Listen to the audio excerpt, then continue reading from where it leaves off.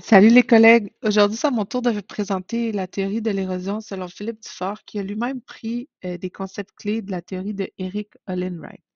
Ce qui est intéressant avec la théorie de l'érosion, c'est surtout pour nous, c'est qu'au final, on vient à réfléchir comment on peut partir de initiatives sociales, pratiques locales, d'actions collectives locales et concertées et territoriales pour arriver à des changements, des transitions systémiques.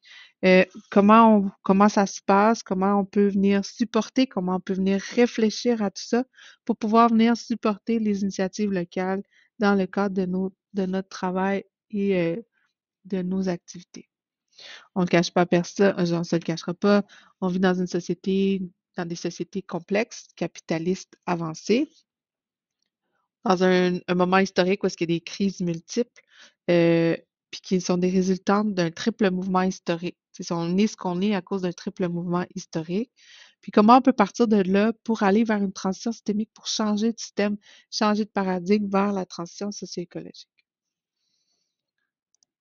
Rapidement, ce qui est vraiment dans une perspective de recherche, de théorisation, d'intellectualisation, on peut dire que dans la recherche, on réfléchit beaucoup à comment on peut passer d'une innovation sociale, comment on peut aller faire des transformations sociales à l'intérieur des systèmes. C'est toujours nécessaire d'avoir ces réflexions-là, mais là, on est rendu à un point historique où est-ce qu'on a besoin de se poser la question, comment on peut venir supporter les innovations sociales pour venir viser des transitions systémiques qui sont plus grandes que le système pour permettre justement de changer de grands systèmes.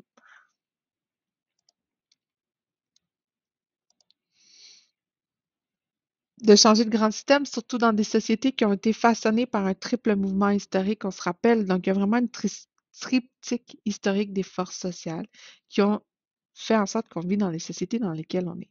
Souvent, dans les théories, on va voir comme une diptyque. On voit une tension, surtout dans les théories marxistes, pour revenir expliquer la lutte des classes entre les capitalistes et les ouvriers. On est vraiment dans on voit le marché qui est contre l'État, l'État contre le marché. Puis là, quelque part là-dedans, il y a le mouvement social qui est normalement, on l'associe au marché qui veut se battre, pardon, à l'État qui veut se battre, entre guillemets, contre le marché.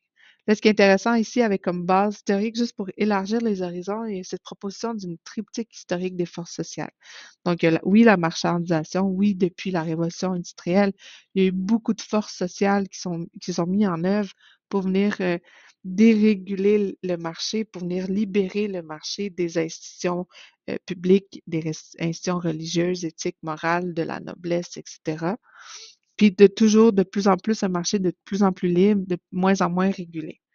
En contrepartie, en opposition, depuis la Révolution tranquille, par exemple au Québec, il y a beaucoup de forces sociales, de mouvements sociaux qui veulent venir protéger les solidarités, protéger les collectivités, protéger la vie, protéger les liens sociaux. Fait qu'on est vraiment c'est ça qu'on veut dire par protection sociale. Puis là, on est là pour venir contrecarrer le marché, puis venir comme offrir une résistance au marché qui veut être au-dessus de tout. Puis là, la protection se dit non, les liens sociaux, les solidarités sont plus importantes que le marché. Fait que vraiment, souvent, on a l'habitude de voir les deux, où est-ce que les mouvements sociaux vont venir travailler avec l'État contre le marché. Ce qui est intéressant dans cette triptyque qui est proposée par Philippe Horst, c'est qu'on vient je viens de faire par Philippe Dufour, c'est qu'on vient rentrer un troisième élément d'émancipation qui vient de la théorie de justice de Nancy Fraser, où est-ce qu'on va parler de la justice comme étant soit tantôt un besoin de redistribution de ressources, soit tantôt comme un besoin de reconnaissance.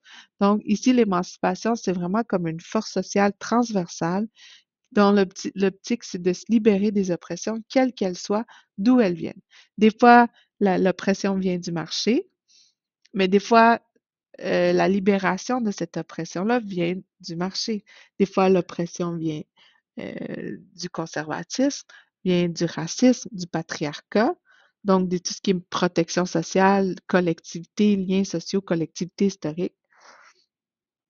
Puis des fois, l'émancipation va venir aussi de venir se battre contre le marché avec les efforts de protection sociale. Fait qu'on a vraiment comme un triangle à 3 pointes où est-ce qu'il y a des tensions des forces sociales, parfois perturbatrices, parfois conservatrices au sens strict du terme, donc on veut garder la primauté, mettons, de la vie sur le marché, puis l'émancipation qui dit on veut libérer les oppressions, peu importe où elles sont, puis par quoi elles sont causées.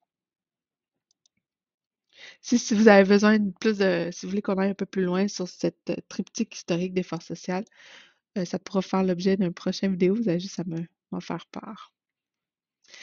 Parce que je veux vraiment prendre le temps, avec les dernières minutes qui restent, pour aller vers la théorie de l'érosion. La théorie de l'érosion, c'est la quatrième théorie dans ce graphique-là. Je vous le dis tout de suite, je vous vole le punch. C'est comme une accumulation, une coalition, une alliance de toutes les autres théories, de toutes les autres trajectoires de transition.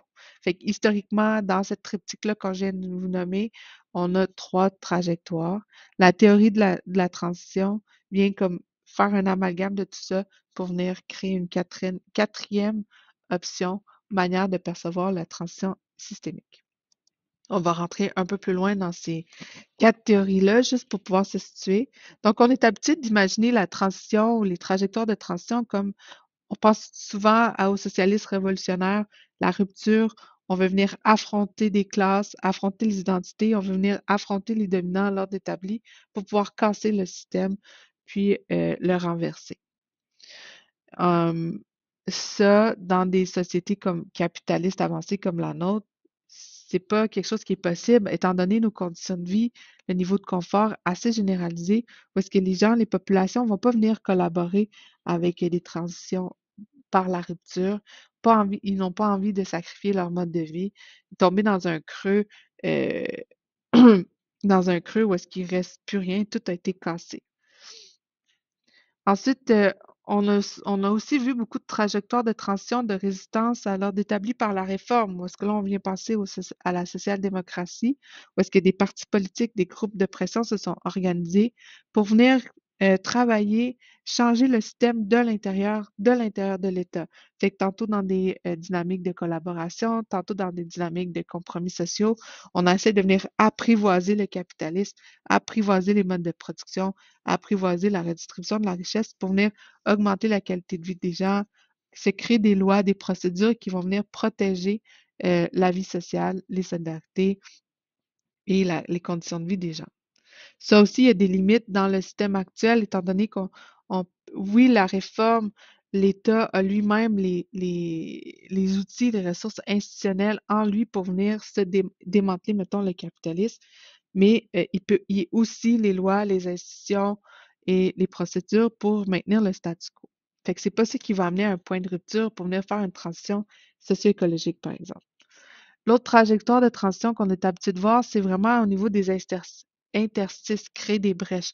On peut penser ici à l'anarchisme, où est-ce qu'il y a des mouvements sociaux, des groupes informels qui s'organisent pour venir créer des modes de vie alternatifs, où est-ce qu'on veut sortir du système, sortir de l'État, créer ses propres manières de vivre ensemble, produire ses propres ressources, redistribuer ses ressources à sa manière, créer des espaces autonomes où est-ce qu'on peut vraiment prendre soin les uns des autres comme on veut de manière alternative hors du système. Ici, on est plutôt dans les initiatives locales, des micro-initiatives qui réfléchissent à des alternatives, qui réfléchissent à des mouvements, à des nouvelles manières de faire société. Mais une des limites de ce mouvement-là, c'est qu'il n'y a comme pas d'impulsion. Oui, ça augmente la condition de vie à l'extérieur du système, des gens qui vivent à l'extérieur du système, mais c'est pas ça qui va créer comme un momentum de transition, de rupture avec pardon, je regarde dans mes notes.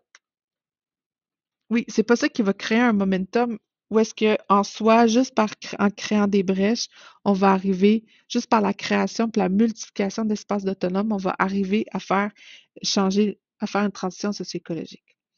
C'est pour ça que la théorie de l'érosion, où est-ce que c'est une diversité de traditions, où est-ce qu'on vient faire des alliances circonstancielles d'acteurs collectifs, donc des partis politiques, des mouvements sociaux, des groupes de pression, des classes sociales, des classes identitaires, qui vont venir s'allier de manière circonstancielle. On peut vraiment penser ici à la concertation pour venir adresser des problèmes spécifiques sur les territoires, selon les besoins de leur milieu, selon les ressources dont ils disposent, selon les injustices qu'ils vivent, pour venir tantôt dans des stratégies d'affrontement, tantôt dans des stratégies de collaboration, tantôt dans des stratégies stratégie, pardon, de création d'espaces autonomes. Fait que c'est vraiment comme une diversité de tactiques où est-ce qu'on vient créer des brèches un peu partout dans le système. On vient des fois changer les lois et les procédures étant donné que l'État est capable de institutionnaliser ou de défaire les blocages intérieurs, les blocages institutionnels internes. Tantôt venir affronter quand il y a mettons, des mouvements de pression qui venaient affronter l'ordre établi pour changer des choses. Fait que c'est vraiment une diversité de traditions, une diversité d'acteurs qui travaillent ensemble dans des logiques et des dynamiques différentes. Ce qui est intéressant avec la théorie de l'érosion, c'est que, pardon, c'est qu'on est vraiment ici en train de se poser la question des acteurs locaux.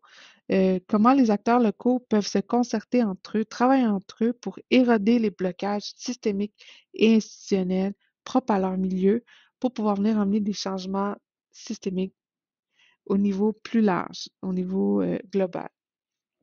Fait qu'on est vraiment ici en train de réfléchir à la dimension locale des transitions systémiques, puis comment ça peut venir s'accumuler, s'agglomérer, créer, impulser une transition systémique.